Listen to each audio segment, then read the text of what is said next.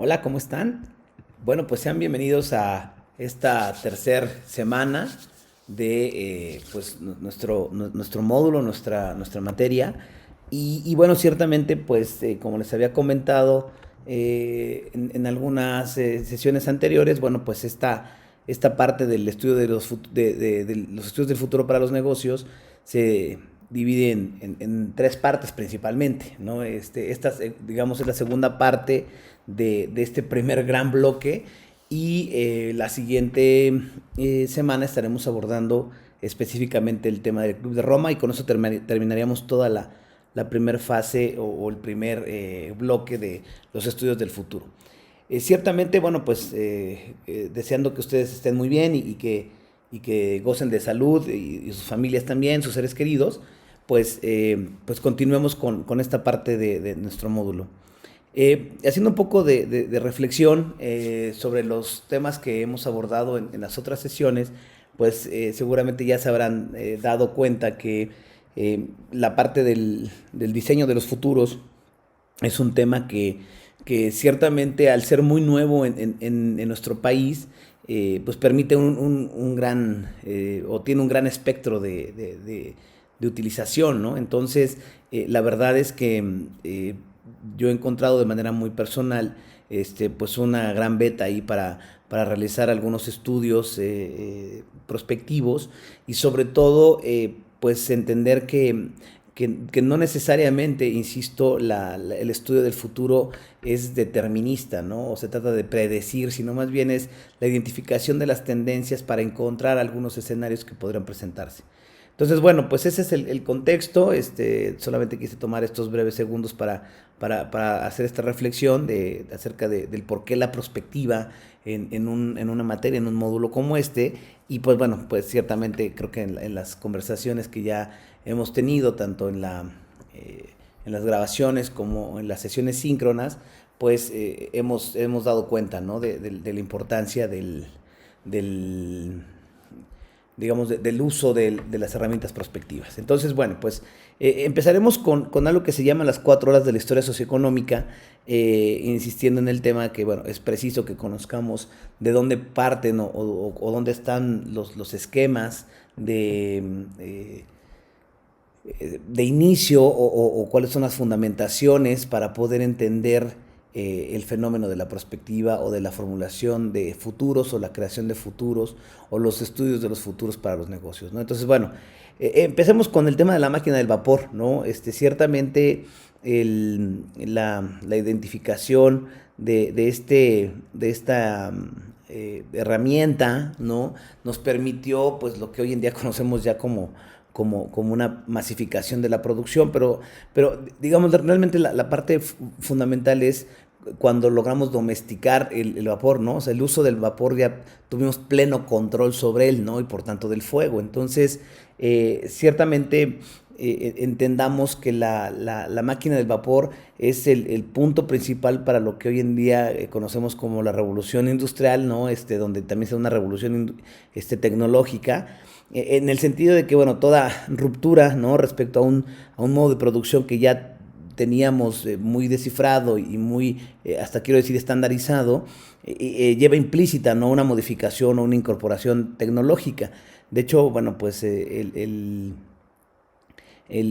mecanismo o el instrumento tecnológico pues más antiguo, ustedes lo saben, es la COA, ¿no? Pero previo a la COA, pues vamos, es el tema de las manos, ¿no? Las manos mismas eran nuestras herramientas.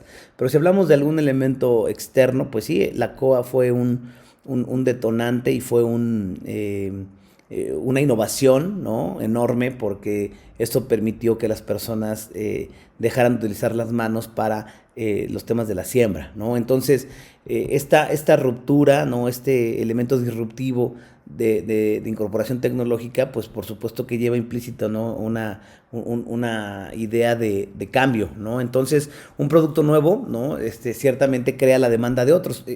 Entendamos que aquí hay demandas incrementales, ¿no? Y entonces, bueno, pues las personas cuando Cuando crean un producto nuevo, indiscutiblemente viene una incorporación natural de la demanda de algunos otros productos o subproductos del mismo producto, ¿no? Es decir, por ejemplo, no teníamos antes computadoras, ¿no? Y la creación de la computadora, pues demandó, ¿no? El uso o la compra de otros productos que están, digamos, añadidos o que están dentro de la fabricación de una computadora, ¿no? Entonces, bueno, eso indiscutiblemente es muy importante reconocerlo porque, pues, conforme vamos viendo la evolución de los productos, de los servicios, también tenemos que ver qué tanto esa creación de productos y servicios impacta en la creación de otros productos y otros servicios, ¿no? Entonces, bueno, entonces la revolución industrial, ¿no? Estuvo ligada a la máquina del vapor y al concepto de fábrica, ¿no? Es decir, la forma en la que se dieron estas grandes transformaciones, insisto, con el uso o la domesticación del vapor, ¿no? Entonces, ahora también es importante resaltar que una invención, ¿no? Cuando se inventa algo, ¿no? Da origen a la siguiente y a la misma o sea, una invención adicional, ¿no? Y esta invención se convierte en un hábito. Por ejemplo, pues ciertamente algo que usamos todos los días, pues el teléfono celular, ¿no? Digamos, el teléfono celular no creó una necesidad de uso del teléfono celular, sino más bien potenció la necesidad de comunicación. Esa ya la teníamos, ¿no? Esta necesidad de poder establecer, ¿no? Vínculos de comunicación con las personas a distancia, ya la teníamos, ¿no? Ciertamente el teléfono celular lo que vino a mover fue, o a potenciar, fue esta necesidad hacia, pues, digamos, un fenómeno ya hasta de ubicuidad, ¿no? Con el tema del uso de los datos. Entonces, pero después se convierte en un hábito, ¿no? Es decir, ya a nosotros no nos genera ninguna expectativa ver que alguien está hablando por un teléfono celular, ¿no? O sea, no nos genera un wow, ¿no? Ah, está hablando por un teléfono celular. Eso no sucedía en la década de los 80s, ¿no? O en la década incluso primeros años de los 90, ¿no? Todavía la masificación del teléfono celular no era una realidad. Entonces las personas que tenían un teléfono celular, pues sí generaban en los que lo veían un wow, ¿no? De, este cuate tiene un teléfono celular. Hoy en día la verdad es que no, y ciertamente las compañías de telefonía ya han escalado su nivel de competitividad a otros factores que no son necesariamente el teléfono por sí mismo, es decir, como concepto de teléfono celular, sino más bien se han ido hacia los temas de innovaciones o de diseños o de incorporación de elementos que incrementan la cadena de valor o el sentido de valor que tiene un equipo telefónico, ¿no? Entonces, ciertamente, bueno, si hablamos de la máquina del vapor, también tenemos que hablar que, bueno, esta máquina de vapor incrementa la productividad, ¿no? O el uso de una máquina incrementa la productividad, toda vez que no es lo mismo hacer de manera artesanal algo, ¿no? A meterlo en una máquina que de manera productiva o de manera secuencial está realizando una función, ¿no? Entonces, por eso es que se habla del incremento de la productividad en términos de estas innovaciones técnicas, ¿no? Y además, ciertamente también entendamos que uno de las tendencias que se están gestando a nivel global es precisamente hasta dónde va a aguantar la humanidad la presión que se está generando sobre las actividades industriales tradicionales, ¿no? Es decir, cuál es la velocidad a la que se debe de potenciar la capacidad de invención por parte de los humanos en relación con las máquinas, que aguanten una presión determinada, ¿no? Por ejemplo, cada cuánto tiempo estamos viendo innovaciones disruptivas, ¿no?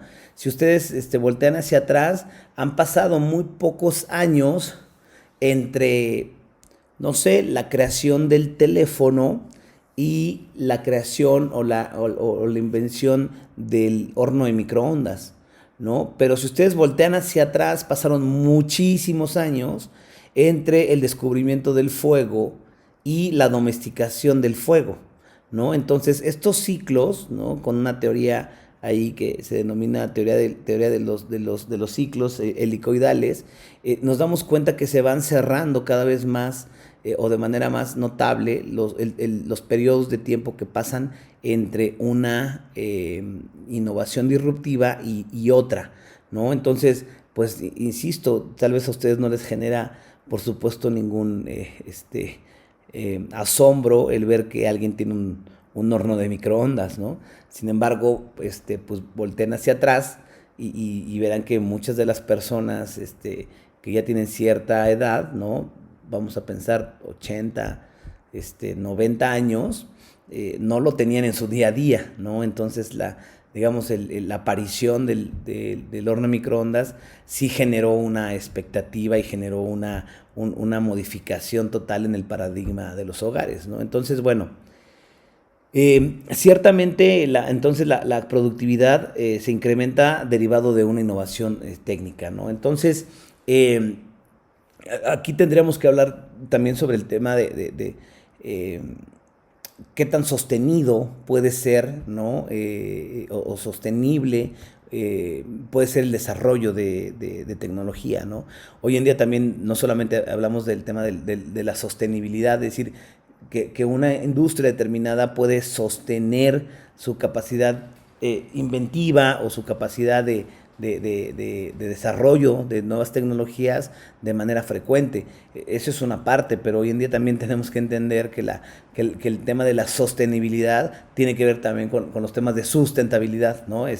Que no solamente sean desarrollos tecnológicos, sino además de que sean desarrollos tecnológicos sostenibles, es decir, que puedan soportar, ¿no? la carga de una industria o de un segmento económico determinado, también no vayan en contra de los preceptos de sustentabilidad, ¿no? Que es el cuidado del medio ambiente y sobre todo de lo que va a pasar con las siguientes generaciones, ¿no? Entonces, ahí hay un gran debate a nivel global sobre qué tan éticas o qué tan sustentables son las tecnologías que se están desarrollando, toda vez que, bueno, pues en algún momento las mismas podrían ir desplazando a los seres humanos en términos de la capacidad operativa, ¿no? Entonces, bueno, digamos, lo pongo ahí en el contexto de tal suerte que sea como uno de los puntos que pudiéramos comentar tal vez el sábado. Entonces, vamos, la invención de la máquina, ¿no? De vapor exigió la existencia del hierro en el mercado, ¿no? Para la producción, ¿no? Y entonces, para la producción de hierro, pues se necesitó más carbón, ¿no? Y por tanto, más energía. Entonces, aquí se da el ejemplo de una invención o la creación o la innovación de un desarrollo tecnológico requiere, ¿no? O incrementa también la producción de otros elementos que están asociados, ¿no? Entonces la expansión de la máquina de vapor, ¿no? También tiene un gran impacto, ¿no? Una gran relación con lo que conocemos hoy en día como capitalismo, ¿no? Que además, vamos, hay unas posturas bastante claras sobre cómo ha ayudado el capitalismo al desarrollo de la humanidad o también cómo ha digamos, mermado el capitalismo en la calidad general de vida de las personas, ¿no? Con estos temas de las brechas que se van generando en el desarrollo. Entonces, bueno, igualmente el vapor, ¿no? Crea las llamadas ciudades factorías, ¿no? Es decir, ciudades que tenían industria, ¿no? O fábricas, ¿no? En la misma ciudad, ¿no? Eso se dio mucho al inicio de la revolución industrial. Hoy en día siempre es preferible, ¿no? Que las industrias estén fuera de los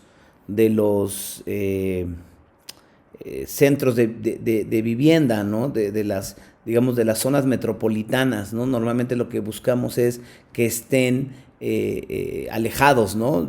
Por temas de contaminación, por supuesto que el mismo tránsito vehicular que se incrementa por la entrada digamos, de tractores o de trailers, ¿no? O de vehículos pesados, quiero decir, ¿no? Entonces, hoy en día, bueno, sí tenemos, por supuesto, muy claro que pues no podríamos poner una vidriera, ¿no? En el centro de una ciudad, ¿no? Pero sí nos queda claro que la puesta en marcha de una industria o de una fábrica o de una empresa, ¿no? Que busca la transformación de un producto a otro, es benéfico, ¿no? Para la creación de puestos de trabajo o incluso también pues para la dotación de servicios básicos, ¿no? Entonces, bueno, pues se crean estas famosas ciudades factorías y otro elemento adicional es que, bueno, pues el desarrollo de la energía del vapor, ¿no? Impacta en la industria siderúrgica y en las minas del carbón de manera paralela, ¿no? O sea, al final del día, insisto que esta domesticación del vapor también impulsó la creación o potenció el trabajo de otras industrias, ¿no? Entonces, pues bueno, aquí podemos hablar que la máquina del vapor igualmente, ¿no? Genera interrelaciones expansivas, ¿no? Circulares y también progresivas en los diferentes componentes de la denominada revolución industrial. Ahí es el punto de partida, ¿no? De hecho, en términos prospectivos, la revolución industrial es un breaking point porque podemos ver al mundo antes, si lo hablamos de manera industrial, desde la perspectiva de las empresas, de las fábricas, tenemos la historia de la humanidad antes de la revolución industrial, en términos, insisto, de la fabricación o de la producción en serie, y tenemos a la humanidad después de la revolución industrial, ¿no? Entonces, es muy importante tener esta reflexión y este punto de partida, ¿no? Entonces, bueno, pues indiscutiblemente la producción aumenta, sin embargo, ahí hay un tema fundamental. La producción aumenta, pero el bienestar disminuye. Y aquí quiero hacer énfasis en un tema. Las economías previas tal vez a la década de los 80s, en todos los países se hablaba del crecimiento económico, ¿no? Como fundamento principal del ejercicio de gobierno, ¿no? Y bueno, pues el crecimiento económico trae consigo, pues por supuesto, ¿no? Que las personas ganen un poco más de dinero, que el PIB se incremente, que los factores de importación, exportación también tengan ahí una movilización interesante, en fin, que las personas tengan recursos. Sin embargo, después de la década de los 80s, ¿no? Estamos hablando, 90s primigenios, ¿no? Estamos ya transformando digamos, el discurso de la parte del crecimiento económico hacia el desarrollo, ¿no? Porque lo quiero comentar de la siguiente forma. Una economía, y bien lo vieron con el de Why Nations Fail, ¿no? Una economía puede crecer económicamente, valga la redundancia y la expresión, puede crecer, ¿no? Un país puede crecer económicamente, pero no necesariamente se está desarrollando. Es decir, está muy claro y por ahí pueden ustedes checar en cualquier momento, por ejemplo, las evaluaciones que ha hecho Coneval, ¿no? Previo a la llegada del nuevo gobierno, porque bueno, hoy en día Coneval es un organismo que está muy desgastado, y ciertamente perdió un poco de credibilidad y de punch porque hubo un cambio ahí en la estructura y hoy en día más bien se nota como un apéndice del gobierno, ¿no? Y antes, bueno, era un organismo que evaluaba digamos, los indicadores de pobreza, marginación y desarrollo de México. Entonces, para puntualizar, ustedes pueden revisar y se van a dar cuenta que la economía puede crecer, pero no así los factores de desarrollo. Entonces, puede ser que una persona gane 1,000 pesos más, pero esos 1,000 pesos más no los invierte en su salud, no los invierte en su educación, no los invierte digamos, en la parte del ahorro, no los invierte en el pago digamos, de un curso para potenciar sus habilidades. O sea, la verdad es que el crecimiento económico lo único que trae de manera muy tácita es el que se genere consumo, ¿no? Entonces, las economías que crecen económicamente, valga otra vez la expresión y la redundancia, pues sí, por supuesto que los factores económicos se detonan porque al haber más compras, pues por supuesto que que las personas tienen más dinero en sus bolsillos y ellos pueden comprar más, digamos, materias primas y bueno, así se va corriendo la cadenita de valor. Sin embargo, bueno, pues lo ideal, ¿no? Lo que buscaría de manera ideal cualquier tomador de decisiones sería que vaya acompañado un crecimiento económico con un esquema de desarrollo, ¿no? Entonces, bueno, aquí igualmente dejo esa aseveración entrecomillada y resaltada por si desean en algún momento de nuestra sesión síncrona poder abordarlo, ¿no? Entonces, después surge otro componente que igualmente se denomina breaking point o un punto de quiebre en la historia de la humanidad, y es la aparición de la electricidad, ¿no? Ciertamente, bueno, pues la revolución eléctrica, ¿no? Nace con una innovación tecnológica bastante simple, ¿no? Pero vamos, el dínamo, ¿no?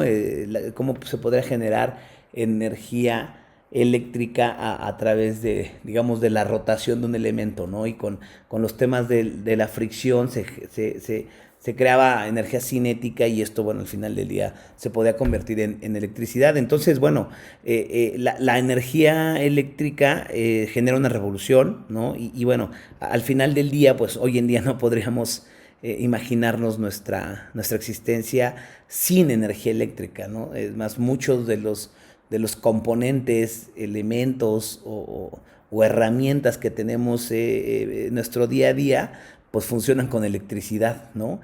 Entonces, de ahí otra vez el término de la famosa sostenibilidad de los desarrollos y las innovaciones, pero también de la sustentabilidad, ¿no? Entonces, bueno, vamos, la energía eléctrica, ¿no? Al final de cuentas se constituye como un elemento básico para un modelo fordista de producción, ¿no? Donde ya estamos hablando de producción en serie y pues la electricidad era la que alimentaba las cadenas de montaje, ¿no? Y por supuesto, bueno, también a la sociedad como tal, ¿no? Pero pues esto fue un recambio porque al final del día todo funcionaba sobre el tema del vapor, ¿no? Entonces, y de ahí corremos a la estandarización, ¿no? Que al final lo que busca es disminuir los costos, los reprocesos, y de repente, ¿no?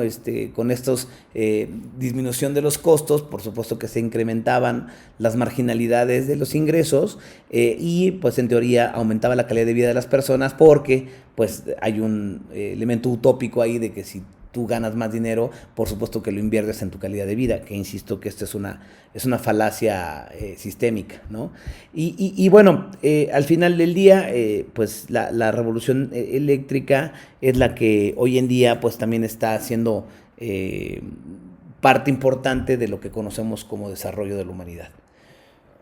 Entonces, la primera gran aplicación práctica de un sistema de generación eléctrica, digamos, fue el de las cataratas del Niágara, ocupando esta idea de la caída del agua, de la fuerza del agua, para crear energía, ¿no? Entonces, bueno, ahí tenemos plantas de generación de energía eléctrica por agua, ¿no?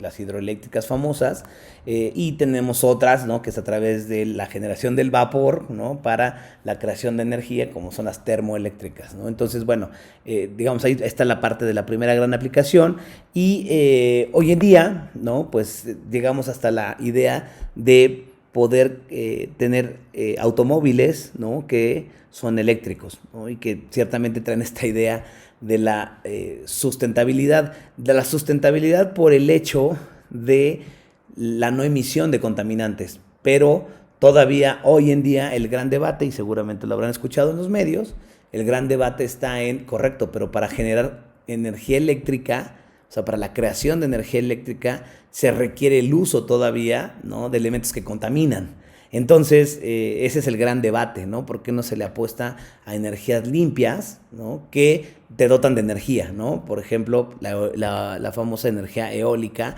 ¿no? O incluso hasta la energía solar, ¿no? Ahí es un gran debate que se ha dado a nivel nacional y a nivel global, y todavía estamos digamos, en los momentos de desafío conceptual de que los gobiernos entiendan que pues ya no hay que apostarle a las energías no renovables, ¿no? O a las energías fósiles. Entonces, bueno, pues el tranvía, ¿no? Ahí es uno de los primeros o las primeras utilizaciones de la electricidad. Y bueno, pues esto nos ha también ayudado mucho en la movilización, ¿no? Entonces, otro punto adicional, ya pasamos del vapor a la energía eléctrica y bueno, pues ahora nos vamos a los temas de la informática, ¿no? Realmente hoy en día creo que ninguno de nosotros nos podemos imaginar nuestro día a día sin el uso, cuando menos, ¿no? Aunque sea un espacio muy breve, de un ordenador, ¿no? De una computadora, de una máquina de escritorio, ¿no? No máquina manual, sino de una computadora de escritorio, tal vez no portátil, o no portable, sino una de escritorio, pero que nos permite al final del día tener una interacción con el mundo, ¿no? Ya no solamente se utilizan para la creación de documentos o tal vez hojas de cálculo o presentaciones. Hoy en día las computadoras nos permiten hacer miles de cosas, ¿no? Que estaban en nuestro día a día, ¿no? Por ejemplo, pues en lugar de ir al banco a través de una computadora, yo puedo hacer movimientos con mis cuentas, hacer traspasos, hacer incluso hasta depósitos, pagos, en fin, ¿no? Vamos, ha transformado mucho la evolución informática, ha transformado mucho a la vida de las personas, ¿no? Y bueno, seguramente ustedes han percibido que sí existen, ¿no? Digamos como tres tipos de personas en torno a la informática, ¿no? Un primer bloque, no busco etiquetar, ¿no? Sino simplemente es como de tratar de entender el comportamiento de las personas en relación con el uso de la tecnología.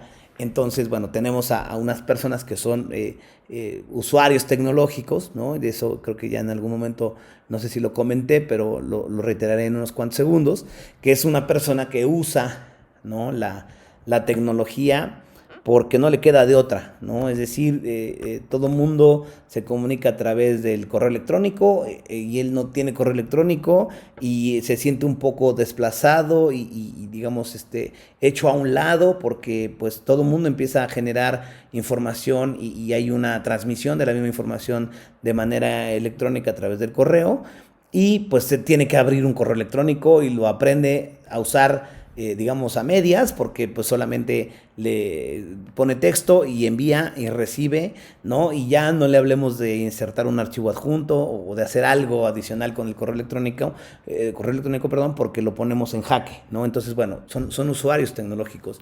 Después de ahí tenemos a otro grupo, ¿no? Que se denominan adoptadores tecnológicos, es decir, que adoptan la tecnología y la vuelven parte ya de su día a día, ¿no? Es decir, ya es una persona que pues tiene su correo electrónico en su teléfono celular.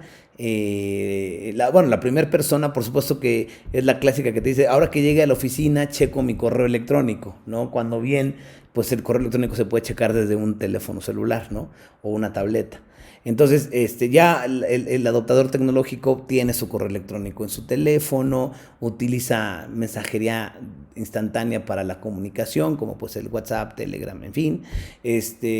Incluso ya se atreve, ¿no? a usar la tecnología para otras cosas, como puede ser ver alguna película o hacer alguna transacción bancaria, comprar en línea, en fin, ya digamos ha adoptado el paradigma tecnológico como parte de su día a día. Y finalmente está un grupo que se denominan omnívoros digitales, ¿no? Es decir, que comen, sueñan, viven, beben todo en tecnología, ¿no?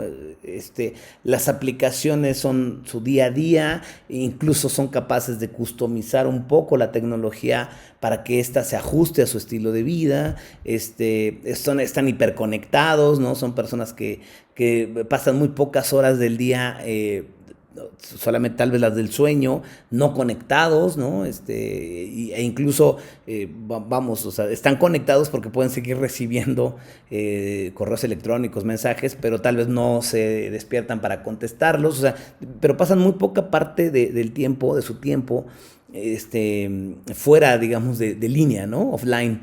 Y bueno, y estos cuates, pues vamos, no le tienen miedo a absolutamente nada que tenga que ver con la tecnología, si hablamos de la informática, ¿no? Entonces, son capaces de usar una suite completa, por ejemplo, de Office, conocen perfectamente todos los tips y los caminitos ahí que tienen todas las aplicaciones y digamos, los programas desarrollados para determinado fin. Y entonces, bueno, estos tres cuates, estos tres personas que están en cada uno de los grupos, pues llega un momento en el que tienen que convivir, ¿no? Y aquí es donde yo hago un poco de énfasis más allá de analizar cada uno de los elementos de la revolución informática, sino más bien hoy en día el gran reto es cómo logramos con estas ideas digamos, de integración, ¿no? Con estas ideas de apropiación tecnológica, hacer que los tres grupos puedan convivir, ¿no? Entonces, estas ideas de la diversidad tecnológica en las organizaciones es un gran reto, ¿no? ¿Cómo hacemos que todos podamos convivir de manera armónica independientemente del grupo al que pertenezcamos en términos informáticos, ¿no? Ese es un gran desafío, esa es una de las grandes habilidades que se están requiriendo para el siglo XXI, ¿no? Bueno, digamos, mitades del siglo XXI, desde ahorita hasta que termine el siglo XXI, porque ciertamente esta brecha tecnológica ha también impactado mucho en el desarrollo organizacional, ¿no? Muchas personas que están un poco reacias a los esquemas de capacitación en línea y la empresa ha decidido que toda su capacitación se va a ofrecer a través de un portal, entonces ellos no entran, no están alfabetizados tecnológicamente para el uso de las plataformas. Entonces, vamos, es un concepto que seguramente ustedes lo han visto en su día a día y que bueno, pues sin mayor profundización en un ejemplo, pues lo tenemos ahorita, ¿no? ¿Cuántos de nosotros tal vez sea nuestra primera experiencia de educación virtualizada, ¿no? O de educación en línea, ¿no?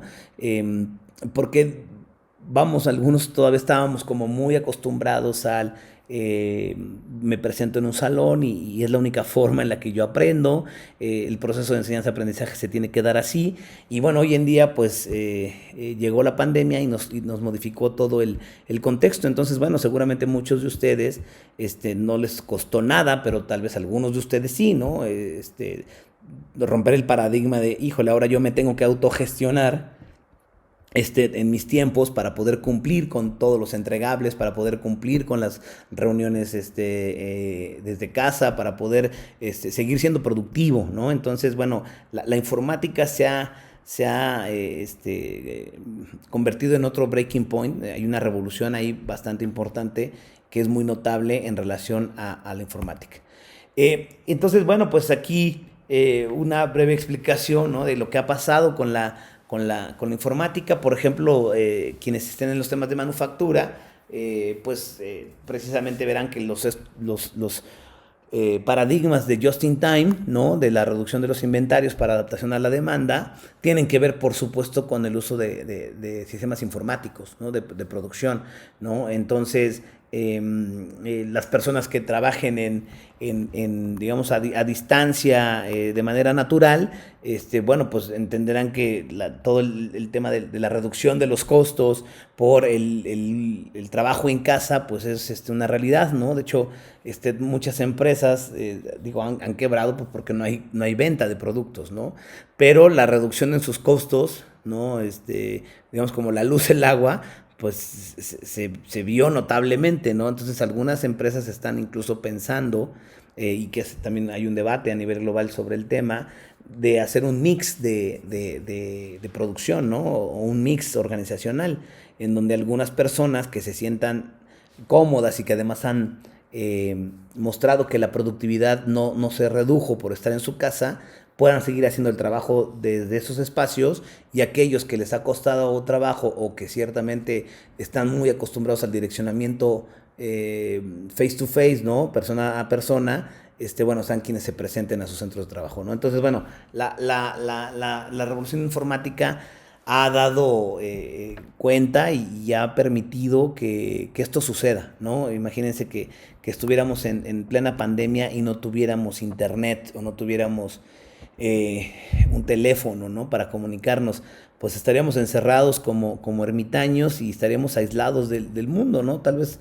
si acaso, la televisión podríamos prenderla para escuchar las noticias, ¿no? Entonces, bueno, esta revolución informática también es notable y, digamos, son como los tres grandes elementos que hasta el momento hemos abordado, ¿no? El vapor, la energía eléctrica y la informática, ¿no? Entonces, bueno, voy a hacer aquí una pausa para que podamos, para que el video, insisto, que no pese tanto y regresamos.